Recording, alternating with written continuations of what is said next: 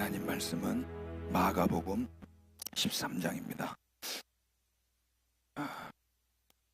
우리 다 같이 일어나셔서 건강하신 분들 32절부터 37절까지 한 목소리로 읽겠습니다. 다 같이 32절. 그러나 시작.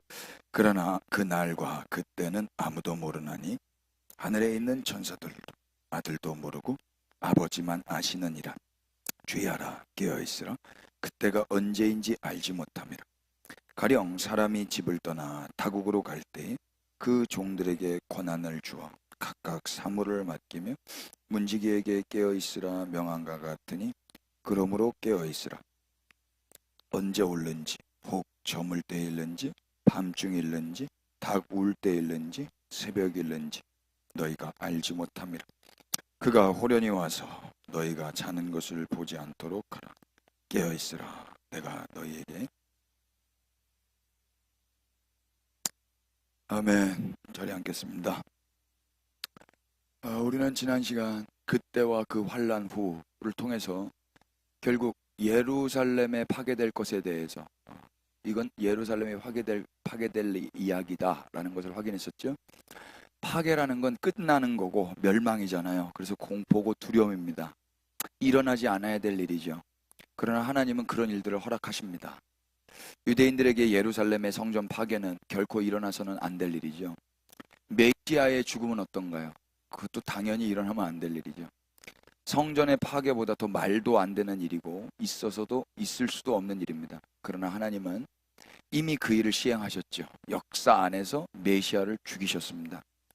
하나님이 그때의 그 환난 후 파괴와 멸망을 통해 하신 일이 뭐죠? 하나님은 세상 임금을 쫓아내셨고 세상 권세를 멸해버리셨어요. 그리고 과거 이스라엘의 종교적 나라와 법칙의 체제가 아닌 온전한 하나님의 나라를 이루신 거예요. 십자가에서 성전이 되신 예수님은 비록 파괴되셨지만 모든 나라와 모든 족속의 왕이 되셨고 하나님으로부터 영원한 나라를 받으셨어요. 오늘 우리에게까지도 왕이라는 고백을 받으시잖아요. 그 파괴 이후에 있었던 일이란 말입니다. 이로써 이제 우리는 환난 후 파괴가 그저 기후에 불과했다라는 것을 알게 돼요. 오히려 하나님은 파괴 이후에 당신의 나라를 재건하시며 복구하시고 그렇기 때문에 파괴마저도 은혜라고 고백할 수 있는 자들이 된 것입니다. 메시아의 파괴, 곧 십자가의 죽음은 하나님의 일하심을 계시하셨는데, 그래서 십자가의 죽음은 우리의 영원한 구원은 물론이거니와 일상에서도 공포와 두려움, 무서움이 아닌 인생의 파괴와 멸망 앞에서도 우리를 자유케 하시고 구원하시는 겁니다. 하나님의 파괴는 곧 복원이며 재건이며 회복이며 부흥의 과정이라 그래서요. 하나님은 이제 교회에게 그 파괴에 무너진 현실 속에서도 재건될 하나님의 나라를 볼 수 있도록 눈을 열어주셨습니다. 그래서 하나님은 오늘도 파괴된 현실에서 살아보라고 하시고 파괴되며 멸망되는 일들도 허락하시는 겁니다. 운동을 해보신 분들은 아시겠지만 근육이 성장하려면 먼저 어떻게 돼야 돼요? 근육이 파괴돼야 돼요. 운동해본 분들은 오늘 내가 안 아프다, 파괴되지 않았다라는 느낌을 받으면은 거기서 불안함을 느낍니다. 운동 잘못했나? 막 이러면서 오늘 운동 안 됐나? 아파야 되는데? 막 이러면서. 그러니까 왜 파괴가 먼저 와야 되죠? 파괴되어야 재건과 복구와 회복과 부흥이 일어나기 때문이에요. 하나님을 아는 만큼 이제 파괴는 두려움과 절망이 아닌 기대와 설렘으로 바뀝니다. 오늘도 파괴된 현실 속에서 살아야 되는 이유이죠. 그러니 잿더미 같은 현실 속이라 할지라도 피차 격려하며 잘 살아가십시다. 마가복음 13장에서 예수님의 그 인자가 가까운 줄 알라, 이 구절을 통해서 우리는 이 말씀이 재림보다는 재건으로 해석하는 것이 더 타당해 보인다 그랬는데요. 그래서 소위 종말의 때에 공포스러운 강림이 아니라 십자가의 파괴를 통해서 지금도 우리와 함께하고 계시며 새 일을 하고 계시는 그 임마누엘의 주님으로 보는 것이 더 맞겠다 싶었죠.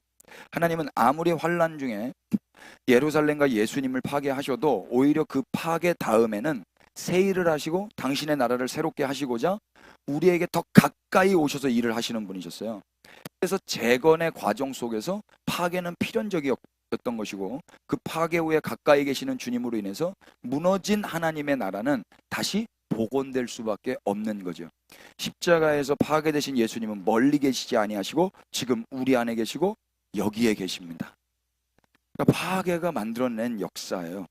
만약 파괴를 통해서도 일하시는 하나님을 우리가 알고 있다면, 파괴의 현실에서 공포나 좌절보다는 복구와 회복과 재건과 부흥을 기대할 수 있지 않겠습니까?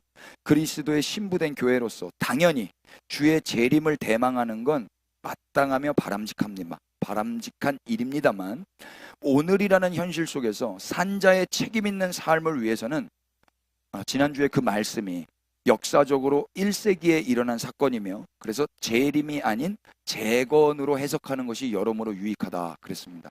만약 그렇게 해석하지 않는다면 그 말씀을 보면서 대체로 두려워하거나 공포에 떨거나 아니면 현실을 도피하고자 재림만을 대망할지 몰라요. 기독교는 이야기라 그랬습니다. 어떤 이야기죠?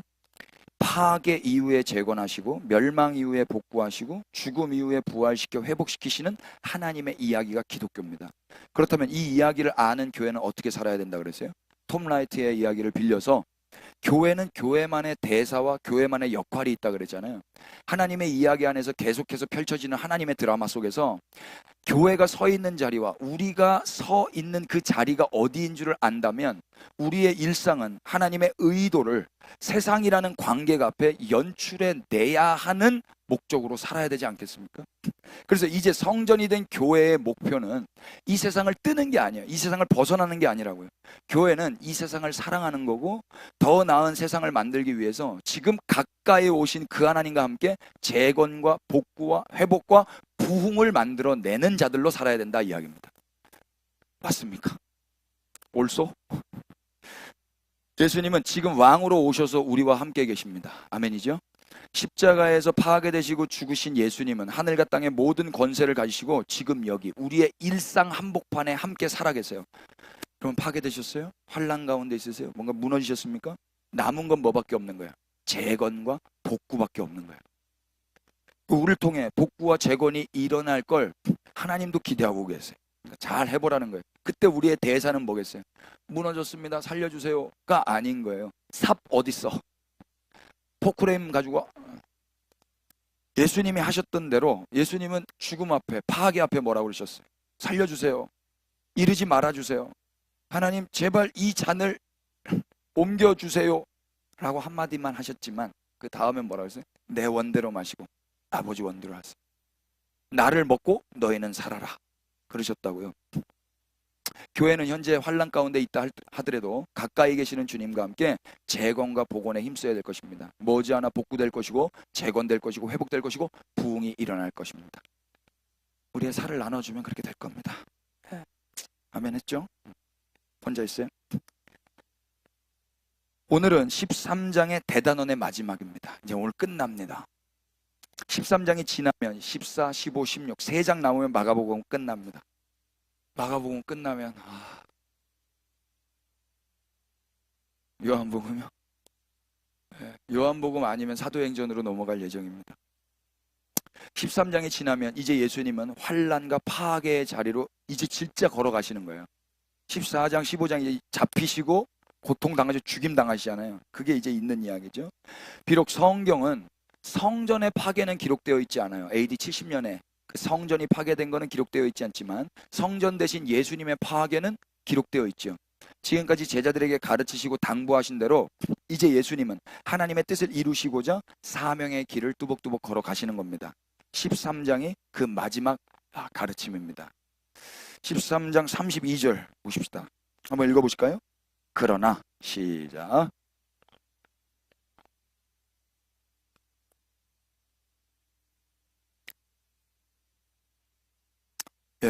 우리는 그동안 마가복음 13장을 지구 종말의 때로 보지 않았고요. 예루살렘 성전의 파괴와 예수님의 십자가 파괴로 해석해 왔었어요. 지난주까지요. 근데 오늘 대단원의 마지막에 이른 이 32절부터 37절까지의 말씀은 어떻게 해석해야 될까요? 저는 이 말씀을 지구 종말로, 그래서 십자가 지신 예수님이 죽으시고 부활하시고 승천하신 다음에 다시 오시는 그 재림의 때까지의 모든 사람들에게 하시는 말씀으로 해석해야 되겠다라고 마음을 먹었어요. 그 이유는 크게 세 가지가 있는데요. 첫 번째, 여러분이 읽으셨던 바대로 그러나 그날과 그때는 아무도 모른다 그러죠. 천사도 모르고 아들도 모르고 누구만 아세요? 아버지만 아세요. 이 구절을 통해서 먼저 이유를 밝혀드리자면 그날과 그때는 아무도 모른다 그래요. 근데 예수님은 성전 되시는 당신이 파괴될 그 십자가의 때를 모르셨을까요? 아셨을까요? 그건 아셨던 것 같아요. 마가복음 14장 42절 보세요.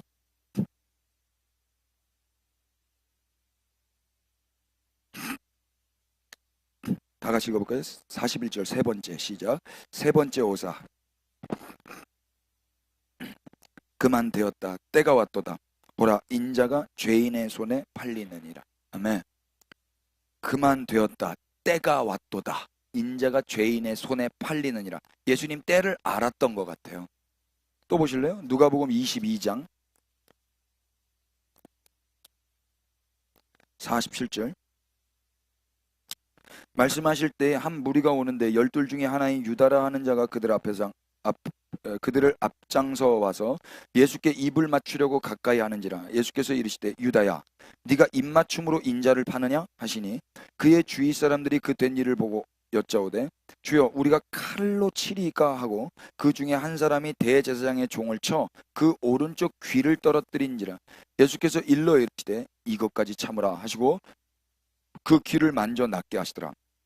예수께서 그 잡으러 온 대제사장들과 성전의 경비대장들과 장로들에게 이르되 너희가 강도를 잡는 것 같이 검과 몽치를 가지고 나왔느냐? 53절 다 같이 시작. 내가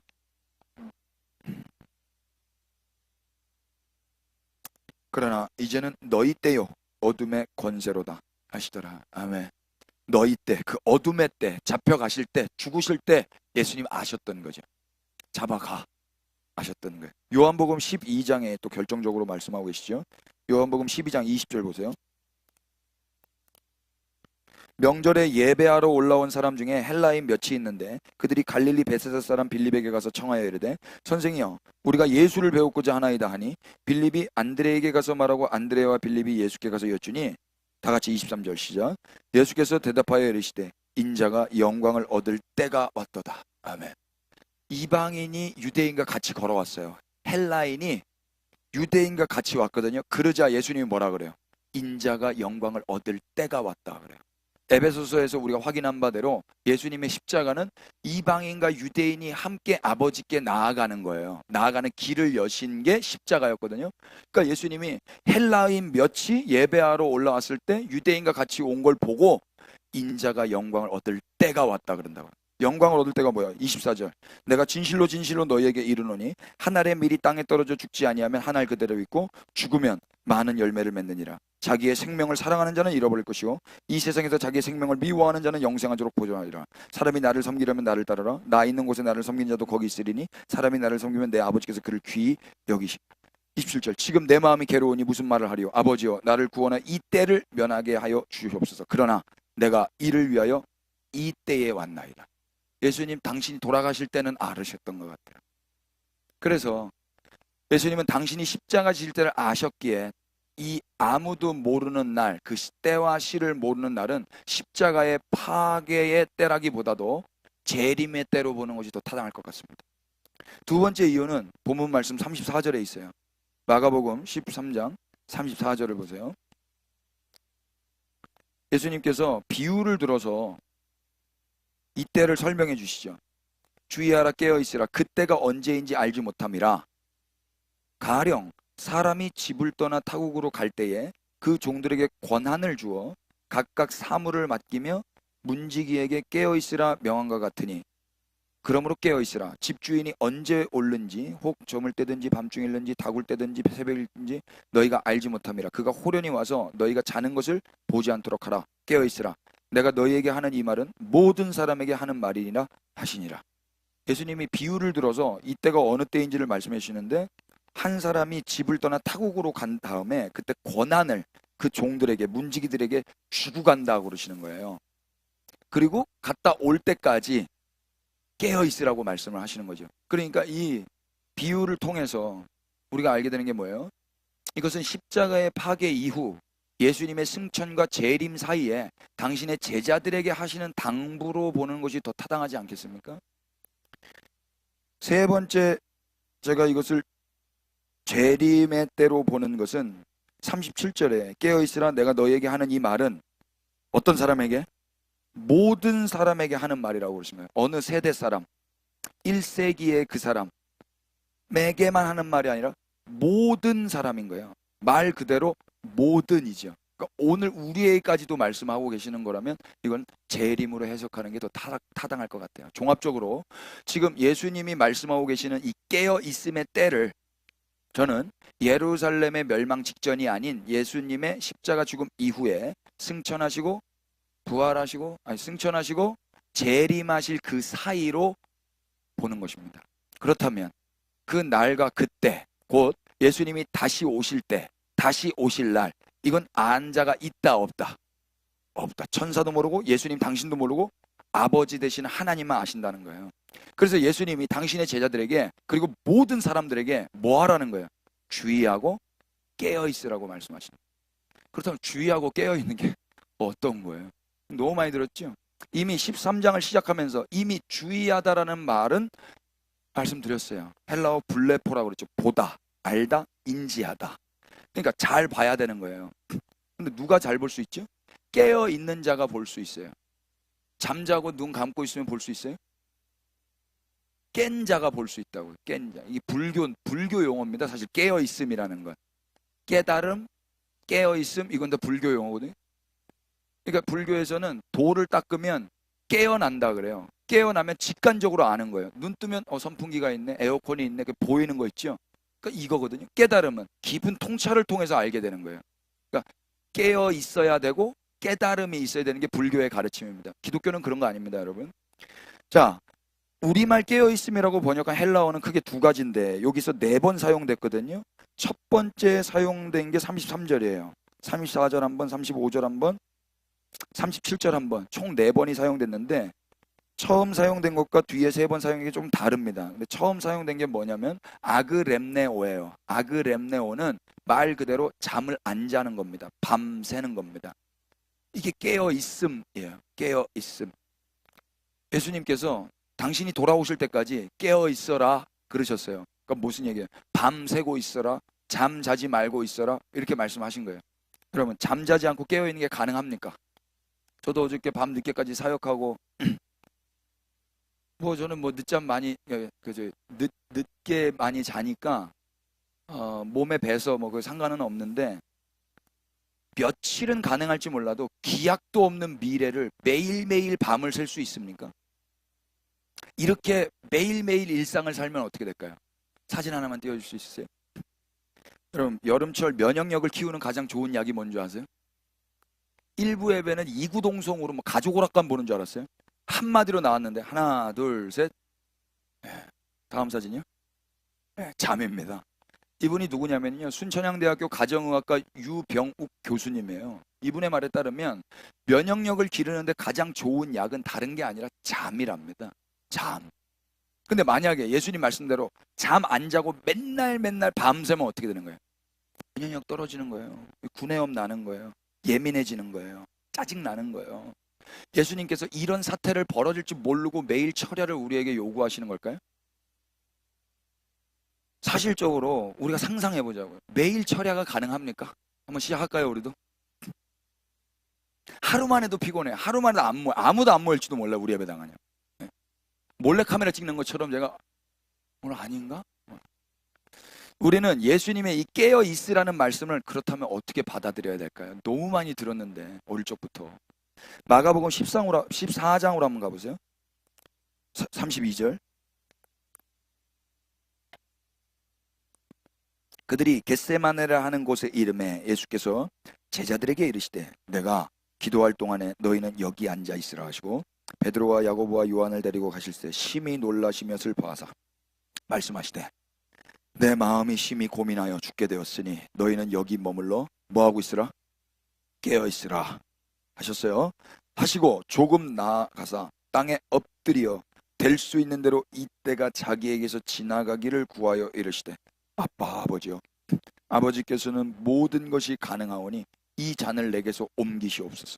그러나 나의 원대로 마시옵고 아버지의 원대로 하옵소서 하시고 돌아오사 제자들이 뭐하고 있었어요?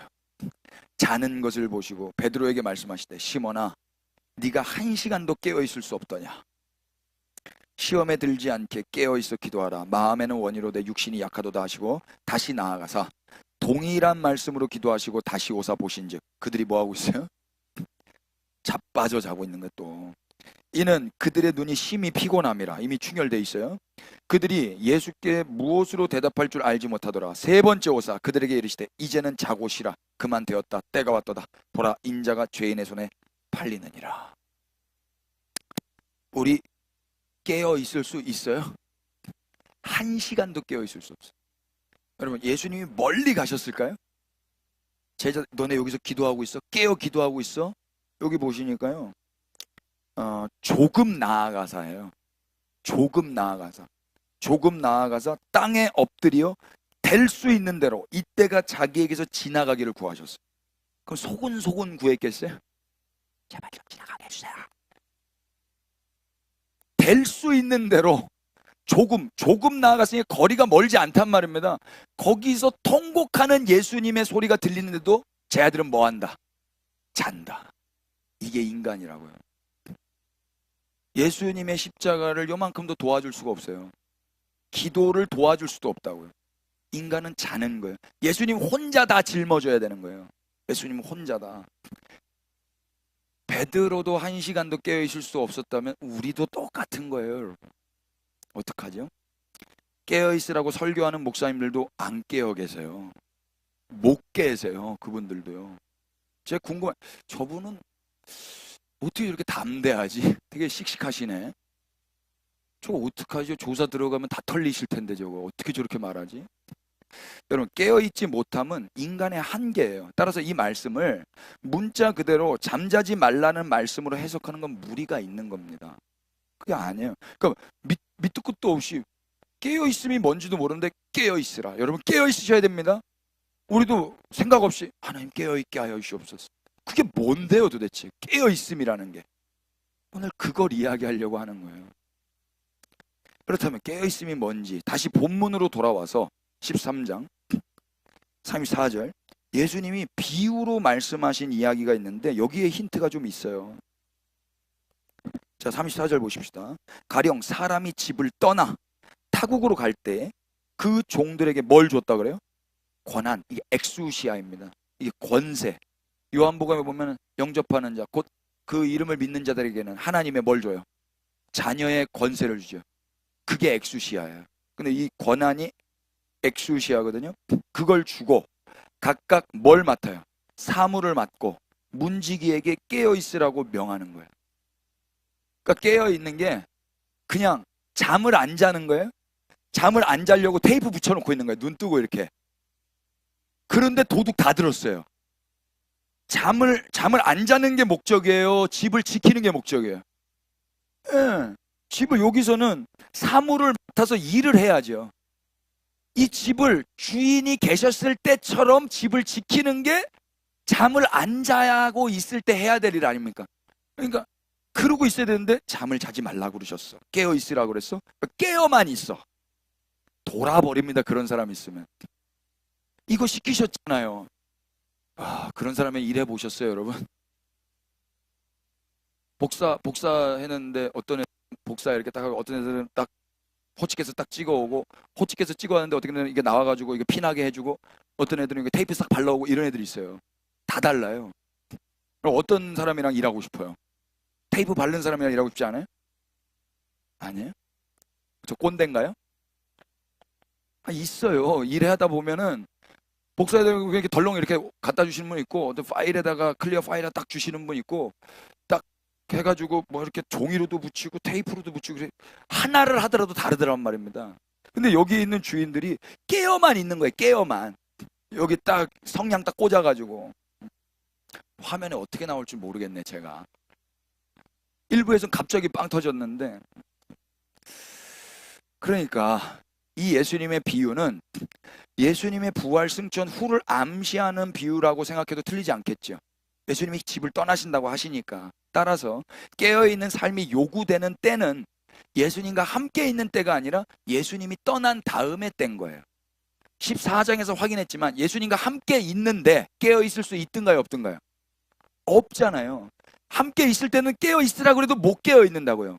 그런데 떠나신 다음에는 권한을 주고 가시니까 깨어있을 수 있을까요, 없을까요? 있는 거예요. 주인이 떠난 그 자리를 주인이 이 집을 지키시고 보존하셔야 되기 때문에라도 권한을 세게 줘서라도 반드시 깨어있게 할까요, 안 할까요? 하죠. 집 주인이 이 집을 사랑한다면 막 니네 마음대로 할 수 있도록 뭐 내버려 두겠어요? 안 그런다고요. 떠나신 예수님이 언제 오실지 모르기 때문에 바로 그때가 제자들이, 모든 사람들이 깨어 있어야 하는 때인 것입니다. 예수님이 떠나신 뒤에 제자들이 어떻게 살았는가? 지금 14장은 예수님이 떠나기 전의 모습이었고, 예수님이 떠나신 다음에 제자들의 삶을 추적해서 그들이 어떻게 살았는지를 관찰해 보면 깨어 있었는지 안 깨어 있었는지, 깨어 있음이 뭔지 확인할 수 있지 않겠습니까? 그래서 사도행전 1장을 열어보십시다. 사도행전 1장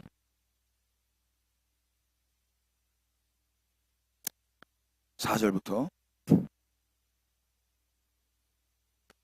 3절부터 그가 고난받으신 후에 또한 그들에게 확실한 많은 증거로 친히 살아계심을 나타내시사 40일 동안 그들에게 보이시며 하나님 나라의 일을 말씀하시니라. 사도와 함께 모이사 그들에게 분부하여 이르시되 예루살렘을 떠나지 말고 내게서 들은 바 아버지께서 약속하신 것을 기다리라. 요한은 물로 세례를 베풀었으나 너희는 몇 날이 못되어 성령으로 세례를 받으리라 하셨느니라.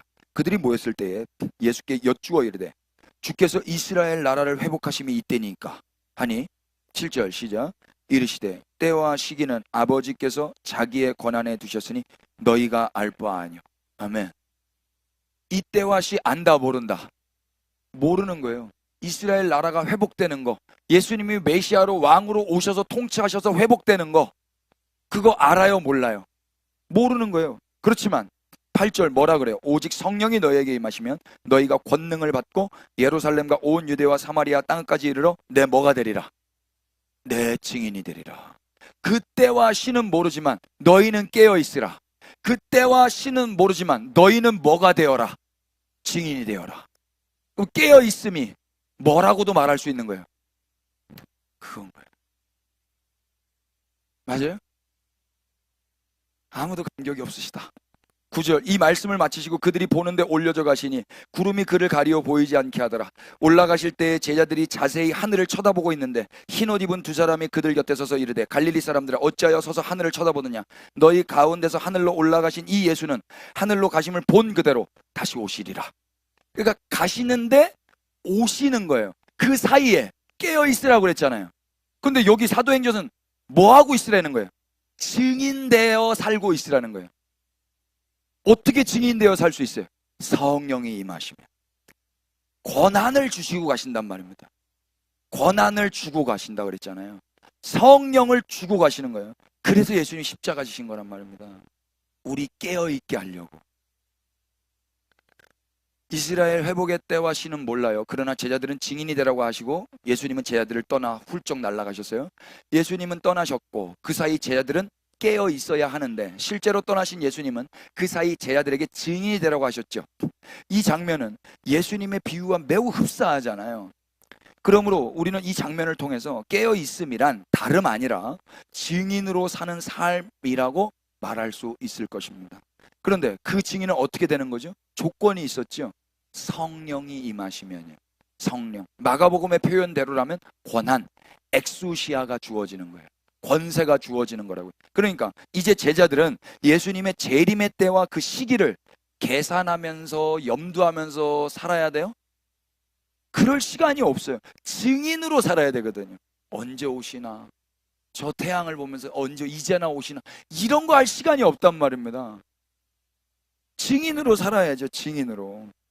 성령님이 임하시면 증인으로 그저 살아갈 뿐입니다. 만약 때와 시기를 계산하고 있는 자들이라면 이들은 여전히 잠을 자고 있는 자들이에요. 그런 사람은 제자도 아니고 성령을 받은 자도 아니죠. 정신 차려야 되는 겁니다. 그들은 여전히 자고 있는 자들이고 눈을 감고 있는 자들이고 못 보는 자들입니다. 정신 차리면 보는 거예요. 자다가 깨면 보는 거예요. 안 보인다면 여전히 자고 있는 것이고 정신 못 차리고 있는 겁니다. 정신을 차리고 봤더니 뭐가 보이는 거죠? 증인의 삶이 보이고 증언해야 될 대상이 보이는 거예요. 아, 저 사람에게 말해야 되는 거구나. 아, 저 땅에서 말해야 되는 거구나.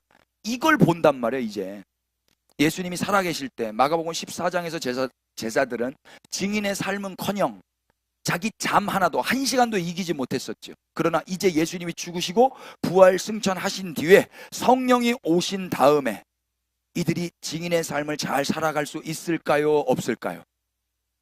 확인해 보죠. 고린도 후서 6장입니다.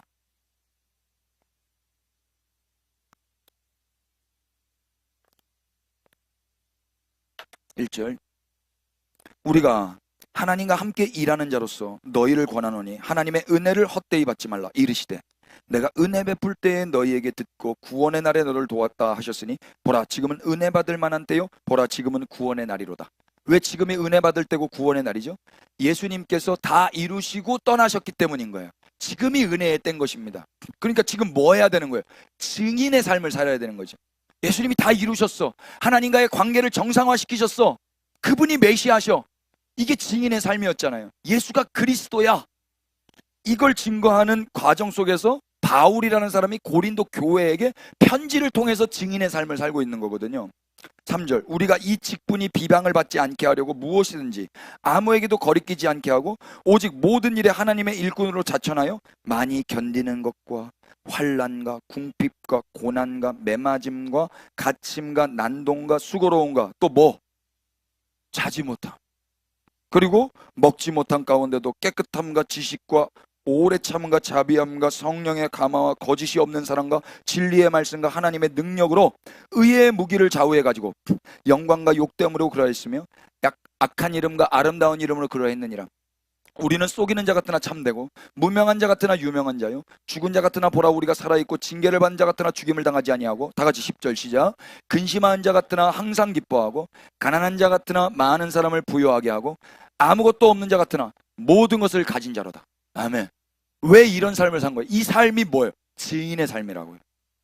증인의 삶을 사는데 그 과정 속에서 뭐가 있었다고요? 잠을 안 잤다고요. 여기 우리말 자지 못함이라고 번역한 헬라어는 아그림니아예요. 아그림니아는 아까 그 깨어있으라의 아그림네오의 명사형이에요. 아그림네오는 깨어있다라는 동사형이고 여기는 자지 못함, 잠, 안 잠, 못잠, 밤샘이라는 명사형이라고요. 그게 무슨 말이에요? 성령에 의해 증인된 사도 바울은 깨어 있었던 자라고. 단순히 잠을 안 잔 게 아니라 증인의 삶을 사느라 잠을 못 잤던 거라고요. 예수님께서 하신 말씀이 사도 바울 안에서 이루어진 거죠. 이처럼 증인의 삶은 스스로 만들어내는 게 아니에요. 깨어 있어야지. 깨어 있어야지. 왜? 깨어 있어야 천당 가잖아. 깨어 있어야 심판 안 당하잖아. 그렇게 되는 게 아니라고요. 성령이 부어져서 내 의지와 상관없이 증인의 삶을 사는 거예요. 살다 보니까 잠도 못 자고 밥도 못 먹고 사람들에게 욕도 먹고 가난도 해지고 그런데도 불구하고 주님 다시 오실 때까지 뭐 하고 있는 거예요? 깨어있어 증인의 삶을 사는 거라고요. 성령이 왔기 때문에 성령의 주체성 안에서 이제 수동적으로 이런 삶을 살아가게 되는 것입니다. 적극적으로 깨어있어야지 해서 하는 게 아니라고요. 고린도 후서 11장도 보세요. 16절. 내가 다시 말하노니 누구든지 나를 어리석은 자로 여기지 말라. 만일 그러하더라도 내가 조금 자랑할 수 있도록 어리석은 자로 받으라. 내가 말하는 것은 주를 따라 하는 말이 아니요 오직 어리석은 자와 같이 기탄 없이 자랑하노라. 지금 마음 먹고 허리띠 풀러놓고 그냥 잘난 척 하려고 하는 거예요. 승질 나가지고. 뭐라고 그래요? 18절. 여러 사람이 육신을 따라 자랑하니 나도 한번 하겠다. 너희는 지혜로운 자로서 어리석은 자들을 기쁘게 용납하는구나. 누가 너희를 종으로 삼거나 잡아먹거나 빼앗거나 스스로 높이거나 뺨을 치시라도 너희가 다 용납하는구나. 나는 우리가 약한 것 같이 욕되게 말하노라. 그러나 누가 무슨 일에 담대하면 어리석은 말이나마 나도 담대하다. 그들이 히브리인이냐 나도 그렇다. 그들이 이스라엘이냐 나도 그렇다. 그들이 아브라함의 후손이냐 나도 그렇다. 그들이 그리스도의 일꾼이냐 정신없는 말, 여기 정신없는 말 여기서 바울이 썼네. 제가 자주 쓰는 표현이 정신없는 거죠. 나는 더욱 그러하도다. 내가 수고를 넘치도록 하고 옥에 갇히기도 더 많이 하고 매도 수없이 맞고 여러 번 죽을 뻔하였으니 유대인들에게 40에서 하나 감한 매를 5번 맞았으며 3번 태장으로 맞고 1번 돌에 맞고 3번 파손하고 1주야를 깊은 바다에서 지냈으며 여러 번 여행하면서 강의 위험과 강도의 위험과 동족의 위험과 이방인의 위험과 시내의 위험과 광야의 위험과 바다의 위험과 거짓 형제 중의 위험을 당하고 또 수고하며 애쓰고 여러 번 뭐 못하고 차지 못하고 줄이며 목마르고 여러 번 굶고 춥고 헐벗었노라. 이 외의 일은 고사하고 아직도 날마다 내 속에 눌리는 것이 있으니 곧 모든 교회를 위하여 염려함이라. 누가 약하면 내가 약하지 아니하며 누가 실족하게 되면 내가 애타지 아니하더니 내가 부득불 자랑할진대 내가 약한 것을 자랑하리라. 바울이 뭐라는 거예요? 너네 지금 누구 쫓아가고 있는 거야? 누구 말 듣고 있는 거야? 막 화가 나가지고 이야기하고 있는 거야. 내가 복음 증거하는 증인으로 살면서 어떤 수모를 당했는데 여러 번 잠을 못 잤대요. 여러 번 깨어 있었어요. 이건 단순히 잠을 안 잔 겁니까? 밤을 샌 거예요? 증인으로 사는 과정 속에서 잠을 못 잔 거라고요. 동족에게도 위험을 당하고 이방인에게도 위험을 당했어요. 왜요? 복음을 증거하다가 증인으로 살다가 성령을 받았기 때문에 예수님이 말씀하신 게 이 사람 안에서 성취되었기 때문에 이런 삶을 사는 거라고요. 증인된 사도 바울의 삶이 어떻던가요? 여기 여러 번 자지 못했다라고 번역한 헬라어 아그림니아 똑같은 단어죠. 그는 단순히 잠만 안 잔 게 아니라 증인으로 살았던 거예요. 이게 깨어있는 삶입니다. 그동안 교회는 왜 깨어 있으려고 했죠? 왜 깨어 있어야만 했던 겁니까? 심판을 면하기 위해서였어요. 그건 매우 소극적인 동기이고 매우 이기적인 동기입니다. 예수님의 부활 승천 후에 당신의 종들과 문지기들에게 권한을 주시고 떠나신 주인은 심판을 면하기 위해서 깨어 있으라고 말씀하신 게 아니잖아요. 주인님이 떠나셨으니까 주인의 빈 자리를 지키기 위해서 당연히 깨어서 그 집을 관리했어야죠. 당연히 심판을 면하기 위해서 눈 가리고 아웅하듯이 깨어 있는 게 아니란 말입니다. 소위 깨어 있으라는 말씀에 잘못 반응하는 부류가 크게 2가지가 있는 것 같아요. 첫 번째 부류는 내가 심판을 면하기 위해서 깨어 있으려는 자들이에요. 깨어 있음의 동기가 하나님과 이웃 사랑이 아니라 자기 사랑인 거죠. 사랑이 없는 깨어 있음에 유익이 있을까요, 없을까요? 고린도전서 13장 보세요. 그럼 주변에 깨어 있는 사람들 어떤 것 같아요? 무섭지 않으셨어요? 13장 1절 내가 사람의 방언과 천사의 말을 할지라도 사랑이 없으면 소리 나는 구리와 울리는 꽹가리가 되고 깨어있는 분들 꽹가리인 거예요. 사랑 없이 나를 위해서 깨어있으려는 사람 엄청 시끄러워요. 그 기도 소리 들어보셨어요 여러분? 깨어있는 자들이 기도 소리 휴거되고 싶고 재림 때 탈락되지 않고 심판에서 구원받고 싶어하는 그 사람들의 기도 소리 말이에요. 울리는 꽹가리예요. 울리는 꽹가리. 또 내가 예언하는 능력이 있어 모든 비밀과 모든 지식을 알고 또 산을 옮길 만한 모든 믿음이 있을지라도 사랑이 없으면 내가 아무것도 아니야. 내가 내게 있는 모든 것으로 구제하고 또 내 몸을 불사르게 내줄지라도 사랑이 없으면 내게 아무 유익이 없느니라. 깨어 있어서 재정 다 정리하고 마지막 때를 산다고 해서 재정 다 정리했던 사람들, 그 누구를 위해서 그랬던 거예요? 누굴 위해서 헌금했던 거예요? 날 위해서 했다고. 그럼 그거 꽹가리라고요. 아무 유익 없다고요. 그러니까 다 털리죠. 한 사람이나 그거 가지고 튀어서 에르메스 산 사람은 똑같은 사람이라고요. 두 번째, 이 깨어있으라는 말씀을 잘못 반응하는 부류들, 그때가 언제인지 알지 못하기 때문에 때와 시기를 알려고 하는 사람이에요. 그거 왜 알려고 그러는 거예요? 하나님만 아신다는 건데 왜 지가 알려고 그러냐고요. 그리고 왜 또 지가 안다고 떠버리고 댕기는 거예요. 그게 어떤 스타일인 줄 아세요? 마귀적인 거예요. 내가 하나님처럼 되려고 하는 거니까. 하나님만 아시는 거라면 하나님만 아셔야죠. 왜 인간이 알려고 그러냔 말이에요. 지금이 무슨 역입니다. 무슨 달입니다. 이번 해가 중요합니다. 매년마다 그런 이야기예요. 히브리 역으로 올해가 무슨 달입니다. 어쩌라고요. 올해가 중요합니다. 이번 달이 중요합니다. 어쩌라고요. 그게 무슨 상관이에요. 예수님과 사랑하고 있는데. 그걸 가지고 왜 호들갑 떨고 잘난 척하고 공포를 조성하냔 말이에요. 이런 데에 있는 사람들 다 이단의 먹잇감이 될 수 있는 캐릭터들인 거예요.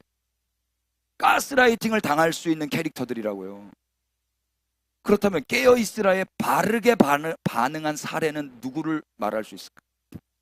우리가 사도 바울을 통해서 확인했듯이 사도행전 이후에 성령을 받은 증인들은 모두가 다 바르게 반응한 자들이라고 볼 수 있을 거예요. 사실 그들은 그럴 만한 사람들이 아니었어요. 우리가 14장에서 확인했잖아요. 그 중에서도 사도 바울은 어떤 사람이에요? 사도 바울이 그가 어떻게 증인이 될 수 있습니까? 그가 어떻게 예수님이 그리스도야를 증거하기 위해서 동족에게도 이방인에게도 매를 맞아가면서 잠을 못 자가면서 어떻게 복음을 증거할 수 있는 자가 되는 거예요? 이게 신비라고요. 예수님의 성취가, 예수님의 말씀이 곧 성취된 증거라고요. 너가 어때도 상관없어. 내가 말하는 건 내가 반드시 지킬 거야. 깨어 있으라 라는 명령 내가 반드시 이루어낼 거야. 그래서 예수님이 가시고 성령을 사도 바울에게 부으시는 거예요. 그러니까 사도 바울이 자기 의지와 상관없이 깨어있는 자로 증인의 삶을 살다가 죽는 거라고요. 그는 예수님을 죽이려고 달려들었던 사람이었어요. 그럼 그가 어떻게 깨어있는 증인이 되는 거예요? 성령이 임한 증거이며 전적인 은혜인 것입니다. 예수님의 명령이 성취된 거죠. 너는 반드시 깨어있는 자가 될 거란다. 어떻게 그걸 알죠? 내가 갈 거니까, 내가 영을 부을 거니까, 내가 말했으니까. 그렇기 때문에 예수님은 반드시 올라가셔야 됐던 거예요. 깨어 있어서 해야 될 일이 무엇인지 마가복음의 병행 구절인 마태복음 24장을 열어서 한번 구체적으로 보십시다. 42절입니다.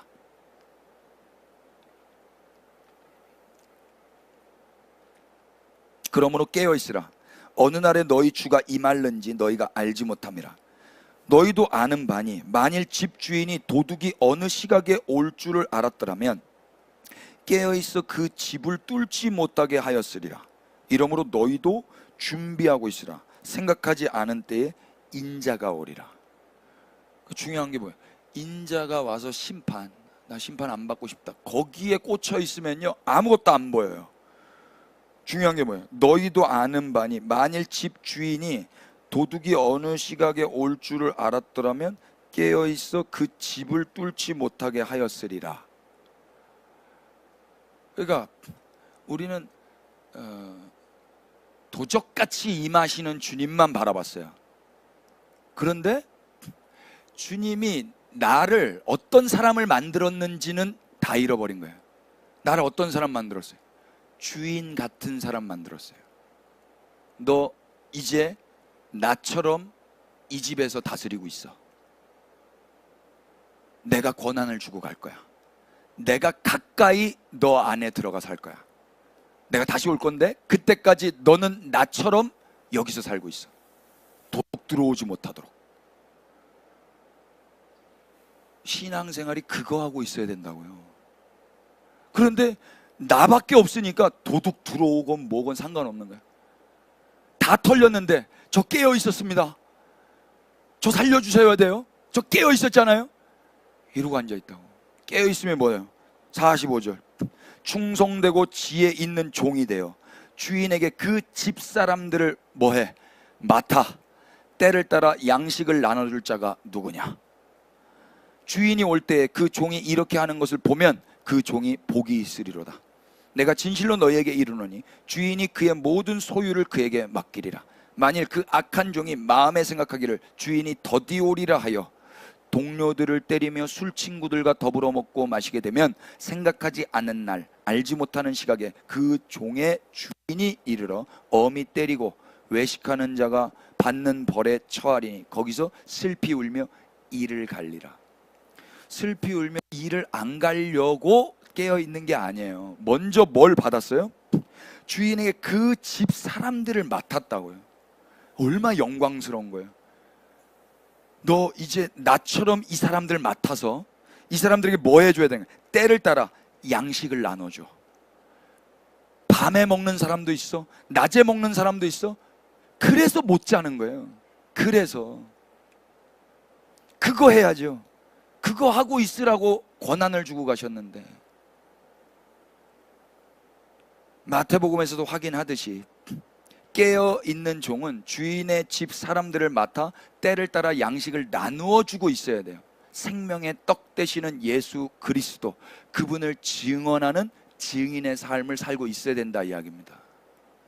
주인이 다시 오실 때 생명의 양식을 먹이며 사는 것, 우리 피차 그럴 수 있기를 축복합니다. 만약 그게 아니면요, 그냥 나만의 심판을 면하기 위해서 어떻게든 눈 시뻘겋게 깨어만 있으려고 할 거예요. 다른 모습이에요. 다른 모습. 사도 바울이 어떻게 양식을 먹였는지 구체적으로 한번 확인해 볼까요? 사도행전 20장. 증인된 사도 바울이 어떻게 양식을 먹였는지 사도행전 20장에 나와 있어요. 22절.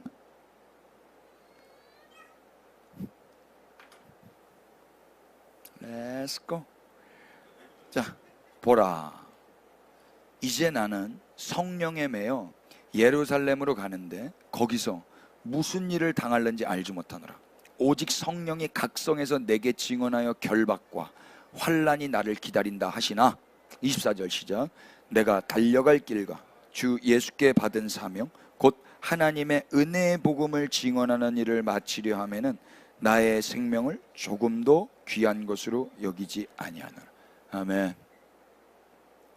사도 바울은 예루살렘으로 가면 무슨 일 당할지 몰라요. 근데 성령이 뭐라고 그러죠? 박수가 있다고 그래요? 칭찬이 있다고 그래요? 결박과 환난이 기다린다 그래요. 결박과 환난이 기다려도 가는 거예요. 또 잠 못 잔다 할지라도 또 가는 거예요. 왜요? 24절. 내가 달려갈 길, 주 예수께 받은 사명, 깨어 있어. 그게 뭐예요? 곧 하나님의 은혜의 복음을 증언하는 일을 마치려 하면은 나의 생명조차 조금도 귀한 것으로 여기지 않을 것이기 때문에. 이게 깨어있는 삶이라고요. 그래서 25절 뭐라고 하세요? 보라, 지금 이제 나는 갈 건데 가기 전에 여러분들에게 이미 이 삶을 먼저 살고 또 가서 또 그렇게 가는 거예요. 이게 에베소 장로들에게 하는 말인데, 보라, 내가 여러분 중에 왕래하여 하나님의 나라를 전파하였으나 이제는 여러분이 다 내 얼굴을 다시 보지 못할 줄 아노라. 나 이제 가면 죽을지 몰라요. 근데 나 다 했어요. 하나님 나라 이야기 난 다 전했어요. 26절. 그러므로 오늘 여러분에게 증언하거니와 모든 사람의 피에 대하여 내가 깨끗하니 이는 내가 꺼리지 않고 하나님의 뜻을 다 여러분에게 전하였습니다. 이 사람 잠 안 자고 다 전한 거예요. 다 전했어요. 하나님의 나라, 하나님의 뜻 나 다 전했어. 깨어 있었던 사람이에요. 28절. 여러분은 자기를 위하여 또는 온 양떼를 위하여 삼가하십시오. 성령이 그들 가운데 여러분을 감독자로 삼고 하나님이 자기 피로 사신 교회를 보살피게 하셨느니라. 장로들에게 말하는 거예요. 여러분 삼가하셔야 돼요. 그리고 여러분을 감독자로 성령이 세우셨어요. 교회에. 하나님이 자기 피로 사신 교회를 보살피게 하셨어요. 교회 잘 보살피세요. 이 말 마지막에 신신당부하고 있는 거라고요. 그리고 29절.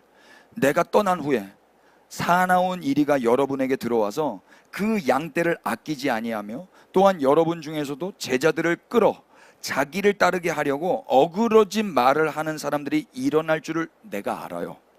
내가 가면 이상한 놈들이 와가지고 쓸데없는 말하고 비진리를 말할 걸 내가 아는데 난 이제 다 말했어요. 이제 난 가야 돼요. 31절 뭐라고 그래요? 그러므로 시작. 그러므로 여러분이 일깨어 내가 3년이나 밤낮 쉬지 않고 눈물로 각 사람을 훈계하던 것을 기억하라. 그러니까 장로 여러분, 내가 3년 동안 밤낮 가르쳤죠. 하나님의 뜻, 하나님의 나라 전파했죠. 3년 동안 밤낮 가르쳤던 그 기억하세요. 이리때들이 반드시 닥쳐올 거예요. 엄한 소리 할 거라고요. 그때 교회 잘 지키라고요. 나는 가서 죽을라니까. 그러고 가는 거예요. 나도 이 말하고 가야 될 것 같아. 이 모습에서 어디 사도 바울이 자기를 위해서 깨어 있으려는 모습이 있어요. 어디? 과연 깨어있던 바울에게서 자기를 지키고 보호하려는 모습이 요만큼이라도 있어요? 그는 하나님 나라를 전파했고 하나님의 뜻을 전했어요. 그는 교회를 잘 지켰고 3년이나 때를 따라 양식을 나눠줬고 밤낮 쉬지 않고 눈물로 훈계하며 가르쳤어요. 이게 깨어있는 증인의 삶을 산 바울의 모습이었다고. 그는 마지막까지 은혜의 말씀을 믿었고 그 말씀에 교회를 맡기고 떠나요.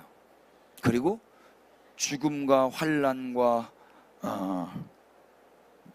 박해가 있는 예루살렘을 향하여 걸어가는 거예요. 살기 위해서 깨어있는 게 아니에요. 심판을 면하기 위해서 깨어있는 게 아니라고요. 예수님의 공로로 산 자들이 이제 성령을 받아서 증인의 삶을 사는 거예요. 그게 깨어있는 거예요.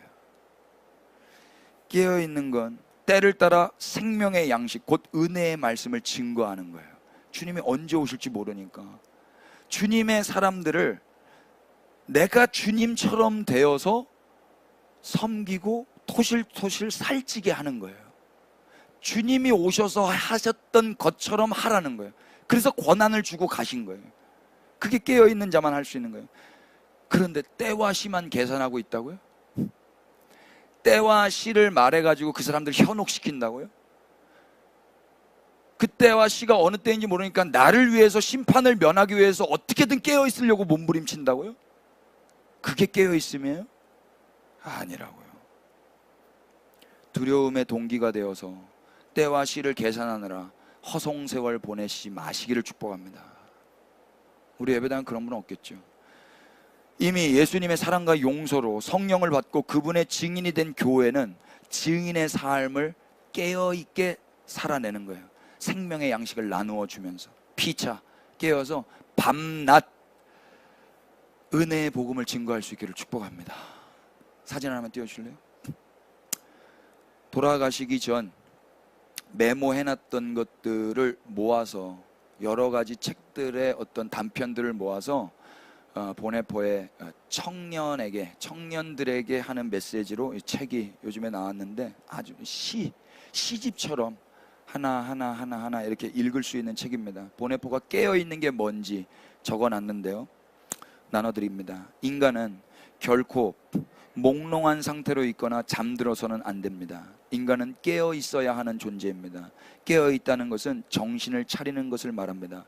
허망한 꿈과 소원에 머물러 있는 것이 아니라 현실의 두 발을 딛고 살아가는 것입니다. 깨어 있다는 것은 낮을 사랑하는 것이고 낮의 일을 사랑하는 것을 말합니다. 다른 말로 헛된 환상을 품지 않는 것입니다. 헛된 환상은 세상을 우상화하고 오직 하나님 한 분께 고정시켜야 할 시야를 흐리게 합니다. 그래서 이 세상을 자신의 소원과 선입견이라는 색채를 통해서 보게 만듭니다. 깨어있다는 건 이 세상을 판단하는 눈으로 보는 것이 아니라 하나님 앞에 있는 그대로 보는 것을 말합니다. 깨어있다는 것은 열려있고 미래를 준비하며 두 눈을 똑바로 뜨고 두려움 없이 미래를 직시하는 것을 말합니다. 깨어있다는 것은 하나님의 밝은 낯을 있는 그대로 보고 하나님의 피조물과 하나님의 일을 사랑하는 것을 말합니다. 그와 동시에 피조물의 고통과 타인의 공경과 무력함을 직시하고 그가 요청하지 않더라도 그의 필요를 조용히 채워주는 것을 말합니다.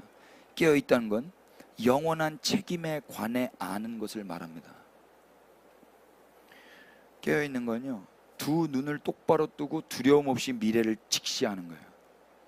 그러니까 두려워서 두 눈을 감고 깨어있으려고 노력하는 게 아니라고요. 미래가 와도 상관이 없잖아요. 주님이 와도 상관이 없는 거라고.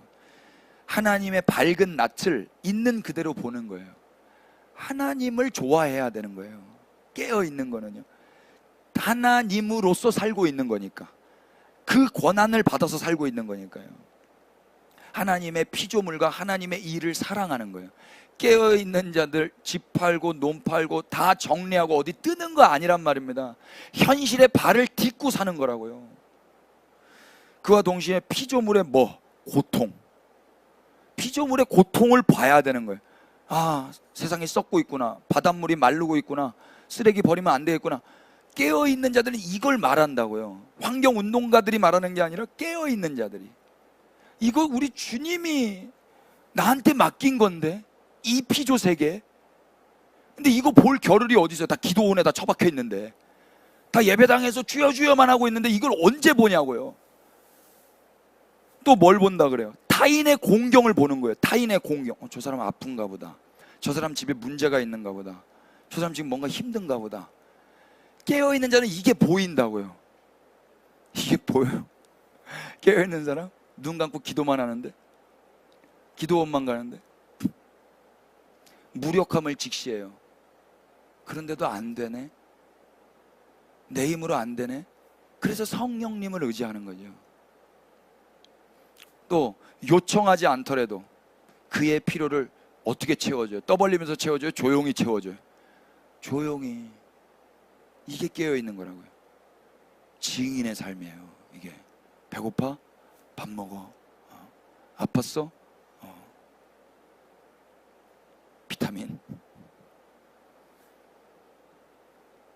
여러분, 부모님을 모시느니라고 잠 못 주무시는 분 계시죠? 깨어있는 거예요. 애들 때문에 잠 못 주무시는 분들 계시죠? 그 깨어있는 거라니까요. 증인의 삶을 살고 있는 거예요. 여러 번 잠 못 자죠. 근데 그게 어거지로 그렇게 해야 돼 해서 한 거예요? 성령이 임해서 그 사랑의 열매들이란 말입니다.